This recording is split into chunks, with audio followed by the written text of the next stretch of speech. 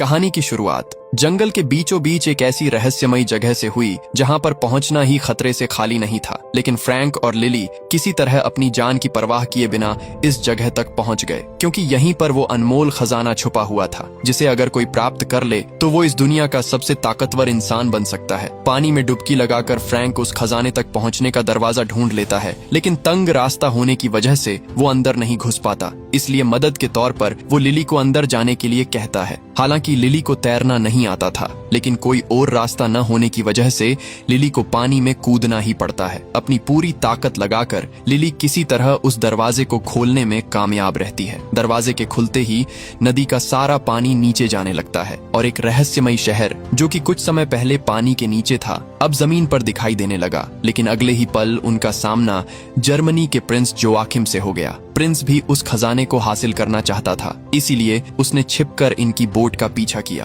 क्योंकि खजाने की एक पंखुड़ी से हर बीमारी का इलाज और किसी भी प्रकार के श्राप को तोड़ा जा सकता था।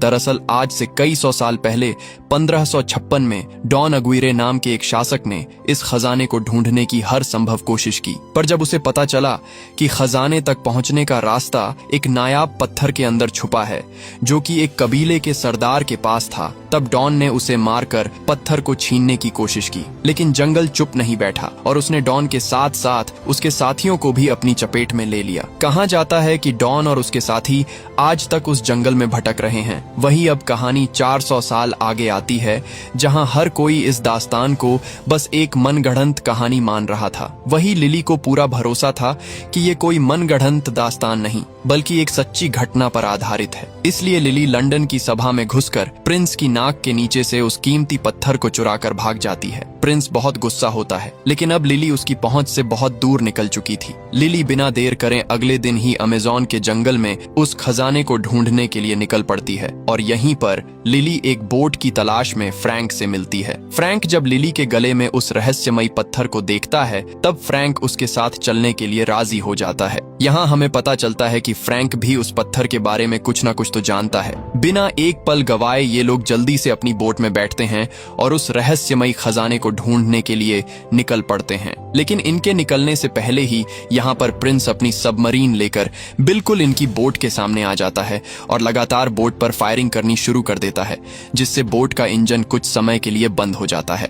फ्रैंक मैकग्रेगर को बोट संभालने के लिए कहकर खुद नीचे उतर जाता है और एक रस्सी की मदद से बोट को तेजी से घुमाकर दूसरी तरफ कर देता है, अपनी सीमा से दूर जाते देख। प्रिंस उन पर टारपीडो छोड़ देता है। फ्रैंक समझ जाता है कि बोट टारपीडो से तेज नहीं भाग सकती, इसलिए वो बोट को एक घर के ऊपर चढ़ा देता है, जिससे टारपीडो नीचे से होकर सामने जा टकराता है। फ्रैंक और उसके साथी सही सलामत यहाँ से निकल जाते हैं, जबकि प्रिंस की सबमरीन बुरी तरह किनारे से टकरा जाती है। रास्ते में अद्भुत नजारों का आनंद लेते हुए यह लोग उस जगह को ढूंढते हुए आगे बढ़ने लगते हैं। थोड़ी आगे आने के बाद नदी दो रास्तों में बंट जाती है। नक्शे के हिसाब से इन्हें राइट साइड की तरफ से जाना होता है, लेकिन फ्रैंक उस रास्ते से जाने से मना करता है क्योंकि उस तरफ नदी का पानी बहुत तेज गति से बहता है। लेकिन लिली उसे फिर भी उसी रास्ते पर बोट को मोड़ने के लिए कहती है, क्योंकि इस तरफ से खजाने तक जल्दी पहुंचा जा सकता है। फ्रैंक भी उसकी बात मानकर बोट को राइट साइड मोड़ देता है। अब सूरज भी ढलने लगता है, इसलिए फ्रैंक बोट को एक किनारे पर लगा देता है और सभी यहीं पर रात बिताने का फैसला करते हैं। रात को जब सभी बोट पर बैठे होते हैं तभी मैकग्रेगर पर एक जंगली बिल्ली हमला कर देती है, लेकिन फ्रैंक उसे शांत करता है क्योंकि वो फ्रैंक की पालतू थी और अब तक इसी बोट में छुप कर बैठी थी। वहीं दूसरी तरफ प्रिंस उस जगह पर पहुंच जाता है जहां डॉन अग्विरे को आज से कुछ 100 साल पहले सजा मिली थी। प्रिंस जानता था कि नदी के पानी से उन्हें इस बंधन से मुक्त किया जा सकता है, इसलिए वो कुछ पानी की बूंदें डॉन के ऊपर गिराता है। पानी की बूंदें लगते ही पत्थर को चीरकर उसमें से सांप बाहर आने लगते हैं। प्रिंस उनसे बात करता है और कहता है कि वो उन्हें नदी का पानी देगा, बदले में उन्हें उसे जादुई पत्थर लाकर देना होगा जो कि लिली के पास है। अब उस पत्थर की मदद से ही डॉन और उसके साथी इस श्राप से मुक्त हो सकते थे, इसलिए वो प्रिंस की बात मान लेता है और अगले ही पल प्रिंस नदी में एक बड़ा धमाका करके नदी का पानी उन तक पहुंचा देता है। पानी मिलते ही सभी एक एक करके पत्थर की मूर्ति से वापस इंसान बनने लगते हैं। वहीं अगले दिन फ्रैंक और मैकग्रेगर किनारे पर बैठे एक दूसरे से बातें कर रहे होते हैं। तभी लिली बोट के अंदर फ्रैंक के पर्सनल कमरे को तलाशने लगती है और उसे वहां कुछ चौंका देने वाली चीजें मिलती हैं। तभी यहाँ पर फ्रैंक आ जाता है। फ्रैंक लिली पर बहुत गुस्सा होता है क्योंकि लिली ने उसका कीमती सामान देख लिया था। दरअसल फ्रैंक भी पिछले कई सालों से उस खजाने को ढूंढने की कोशिश कर रहा था, लेकिन थक हार कर उसने उम्मीद छोड़ दी। लेकिन लिली उसे वो पत्थर दिखाती है जिसकी मदद से उस खजाने को ढूंढा जा सकता था। वही मैकग्रेगर जब बाहर खड़ा होता है तभी उसके पीछे से कोई बेहोशी वाला तीर मारता है, जिससे वो वहीं पर बेहोश हो जाता है। लिली और फ्रैंक उसे बचाने के लिए आते हैं, लेकिन आदिवासी उन्हें भी बेहोश कर देते हैं। आदिवासी उन्हें अपने साथ कबीले में ले जाते हैं। यहाँ आदिवासियों का सरदार लिली से वो जादुई पत्थर मांगता है, जिसके बदले में वो इन सब की जान बख्श देगा। फ्रैंक लिली को वो जादुई पत्थर सरदार को सौंपने के लिए कहता है, लेकिन लिली साफ साफ मना कर देती है और अगले ही पल लिली अपने हाथों की रस्सी काटकर आदिवासियों से लड़ने लगती है। और तभी सरदार लिली के सामने आता है और हंसते हुए अपना मास्क उतारकर फ्रैंक से कहता है कि बस अब ये नाटक और नहीं हो सकता। मतलब ये सभी कबीले वाले लोग फ्रैंक को पहले से ही जानते थे और इनको अगवा करने का प्लान भी फ्रैंक का ही था, क्योंकि वो लिली को डराकर उससे वो जादुई पत्थर हासिल करना चाहता था। लिली फ्रैंक की इस धोखाधड़ी पर बहुत गुस्सा हो जाती है और उसे एक जोरदार थप्पड़ मारती है। इसके बाद लिली कबीले की सरदार को वो पत्थर दिखाकर खजाने का रास्ता पूछती है। सरदार कुछ अजीब से मंत्र पढ़ती है और लिली को रास्ता पता चल जाता है जहाँ पर वो खजाना मिलेगा। सरदार एक जरूरी बात बताती है कि खजाना सिर्फ तब तक ही रहेगा जब तक चांद की रोशनी उस पर पड़ती रहेगी। अब खजाने का पता लगते ही लिली बिना एक पल गवाए निकलने की तैयारी करने लगती है, लेकिन वो फ्रैंक को अपने साथ नहीं लेकर जाना चाहती थी, क्योंकि उसे अब फ्रैंक पर भरोसा नहीं रहा। अब तक डॉन और उसके साथी भी यहाँ पर पहुंच जाते हैं। फ्रैंक जल्दी से लिली को अभी निकलने के लिए कहता है और तभी इनके रास्ते में डॉन आ जाता है। अब यहाँ पर सभी लिली के पीछे पड़ जाते हैं, क्योंकि उसके पास ही वो जादुई पत्थर था जिसे डॉन हासिल करना चाहता था। लेकिन फ्रैंक लिली को हर मुसीबत से बचाता हुआ बाहर निकलने की कोशिश करता है। तभी डॉन का एक साथी लिली को पकड़कर उससे वो पत्थर छीन लेता है और डॉन को पकड़ा देता है। डॉन पत्थर को लेकर यहाँ से निकलने ही लगता है कि तभी फ्रैंक उसके रास्ते में आ जाता है। फ्रैंक बार बार सांप के मुंह से पत्थर को छीनने की कोशिश करता है, लेकिन डॉन तलवार लेकर फ्रैंक के आर पार कर देता है। गिरने से पहले फ्रैंक पत्थर को छीन लेता है और नीचे गिरते हुए लिली को पकड़ा देता है। पेड़ों से टकराता हुआ फ्रैंक नीचे नदी में जा गिरता है। अब पत्थर लिली के पास था, इसलिए सरदार लिली को नदी से जितना दूर हो सके उतना दूर भागने के लिए कहती है।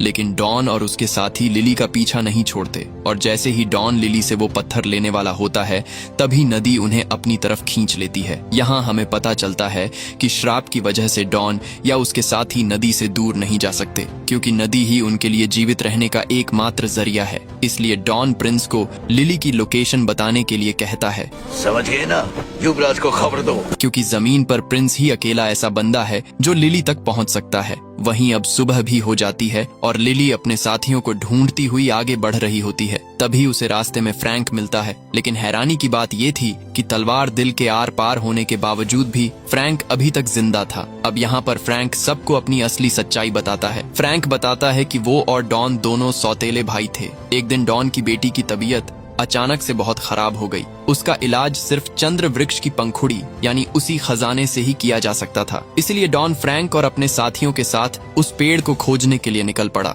लेकिन लाख कोशिश के बावजूद भी उन्हें वो पेड़ नहीं मिला और सभी एक एक करके जंगल का शिकार होने लगे। लेकिन तभी उनकी जान उन्हीं कबीले वालों ने बचाई। उनके पास ही वो जादुई पत्थर था। अब डॉन बहुत खुश था क्योंकि उसकी बेटी की जान बच सकती थी। उसने कबीले के सरदार से वो जादुई पत्थर मांगा जो कि उन्हें उस पेड़ तक पहुंचा सकता था, लेकिन सरदार ने उन्हें पत्थर देने से मना कर दिया। गुस्से में आकर डॉन ने कत्लेआम मचा दिया, लेकिन फ्रैंक ने डॉन का साथ देने की बजाय कबीले वालों की रक्षा की। इसलिए डॉन ने फ्रैंक को भी मारने की कोशिश की। कबीले के सरदार ने अपने आखिरी पलों में भी जादुई पत्थर की रक्षा की और डॉन के साथ साथ उसके सभी साथियों को श्राप दिया कि वो इस कायनात के अंत तक कभी भी नदी को छोड़कर नहीं जा सकते। अगर जाने की कोशिश की तो जंगल उन्हें अपनी चपेट में ले लेगा। इसी बीच डॉन फ्रैंक की गद्दारी की वजह से उससे बदला लेना चाहता था, इसलिए वो फ्रैंक को बार बार मार देता। इसी से तंग आकर फ्रैंक ने उन्हें एक गहरे गड्ढे में फंसा दिया। अब नदी का पानी न होने की वजह से वो पत्थर की मूर्तियां बन गए और कई 100 साल बाद प्रिंस ने उन्हें नदी का पानी देकर वापस से आजाद कर दिया। अब फ्रैंक की सच्चाई सबके सामने आ जाती है। इसके बाद लिली फ्रैंक के शरीर से उस तलवार को बाहर निकालती है। अब मैकग्रेगर के पैर में गहरी चोट लगे होने की वजह से लिली उसे कबीले वालों के पास रुकने के लिए कहती है और खुद फ्रैंक के साथ उस खजाने को पाने के लिए निकल पड़ती है। वहीं प्रिंस को भी अब उनकी लोकेशन का पता चल जाता है, लेकिन प्रिंस के वहां तक पहुंचने से पहले ही लिली वहां से निकल चुकी थी। लेकिन प्रिंस लिली के भाई मैकग्रेगर को पकड़ लेता है और जबरदस्ती उससे लिली का पता उगलवा लेता है। वहीं दूसरी तरफ फ्रैंक और लिली दोनों उस रहस्यमयी जगह पर पहुंच जाते हैं जहां पर वो जादुई पेड़ मौजूद था। लिली बिना एक पल गवाए पानी में डुबकी लगाकर उस पेड़ तक पहुंचने का दरवाजा खोल देती है और अगले ही पल सारा पानी नीचे जाने लगता है और एक अद्भुत जगह पानी के ऊपर आ जाती है। इससे पहले कि ये दोनों अंदर जा पाए, यहाँ पर प्रिंस लिली के भाई मैकग्रेगर को लेकर पहुंच जाता है। वो सभी को बंदूक की नोक पर लेकर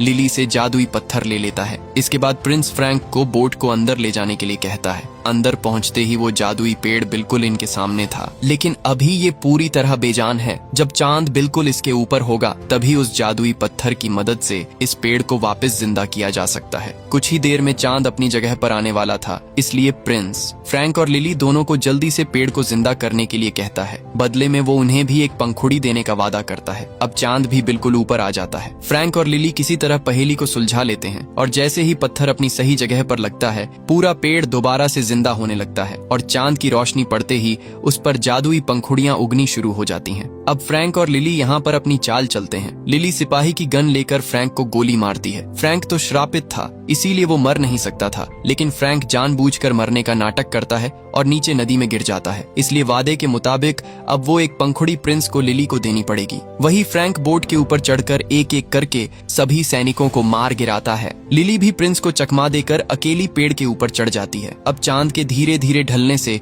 पेड़ की पंखुड़ियां गायब होने लगती हैं, लेकिन लिली किसी तरह एक पंखुड़ी को हासिल कर लेती है और अगले ही पल पेड़ की टहनी टूटने की वजह से लिली से वो पंखुड़ी छूट जाती है। लेकिन फ्रैंक अपनी जान की परवाह किए बिना पंखुड़ी को नीचे गिरने से बचा लेता है। अभी खतरा टलता नहीं कि यहाँ पर डॉन अपने साथियों के साथ पहुंच जाता है। सबसे पहले डॉन प्रिंस को मारता है क्योंकि उसने वादा तोड़कर अकेले ही पंखुड़ी को पाना चाहा। इसके बाद डॉन लिली को पकड़ने के लिए भागता है, लेकिन तभी फ्रैंक उसे पंखुड़ी दिखाता है। अब उन्हें इस श्राप से मुक्ति लेने का सिर्फ एक ही जरिया दिखाई दे रहा था, वो जादुई पंखुड़ी। इसलिए बिना वक्त गवाए डॉन बोट की तरफ भागता है और जब वो थैली को खोलकर देखता है तो उसके अंदर पंखुड़ी नहीं होती, क्योंकि फ्रैंक ने पहले ही पंखुड़ी मैकग्रेगर को पकड़ा दी थी और अब फ्रैंक सभी को साथ लेकर सामने वाली दीवार से टकराने वाला था। दीवार से टकराते ही एक भयानक विस्फोट होता है, जिससे नदी का सारा पानी वापस बाहर की तरफ जाने लगता है। अब नदी से दूर होने की वजह से जंगल इन्हें अपनी चपेट में लेने लगता है और सभी एक एक करके पत्थर की मूर्तियां बन जाते हैं। फ्रैंक भी श्रापित था, इसलिए वो भी मूर्ति बन जाता है। अब लिली फ्रैंक के पास आती है। हालांकि उसके पास वो जादुई पंखुड़ी थी, लेकिन उसे अभी पंखुड़ी का इस्तेमाल करना नहीं आता था। लिली एक आखिरी उम्मीद के साथ पंखुड़ी को फ्रैंक के मुंह के अंदर रख देती है, लेकिन पंखुड़ी हवा में कहीं गायब हो जाती है। अब इनकी आखिरी उम्मीद भी खत्म हो जाती है और ये मायूस होकर यहाँ से जाने लगते हैं। लेकिन तभी पीछे से कुछ टूटने की आवाज आती है। वापस जाकर देखने पर पता चलता है कि पंखुड़ी ने अपना असर दिखा दिया और फ्रैंक अब श्राप से मुक्त हो चुका है। सभी एक दूसरे के गले मिलते हैं और यहीं पर ये कहानी खत्म होती है। दोस्तों, अगर वीडियो अच्छी लगी हुई तो चैनल को सब्सक्राइब कर लेना। हम 1000 सब्सक्राइबर्स के बहुत करीब है, तो जल्दी से कंप्लीट करवा दो।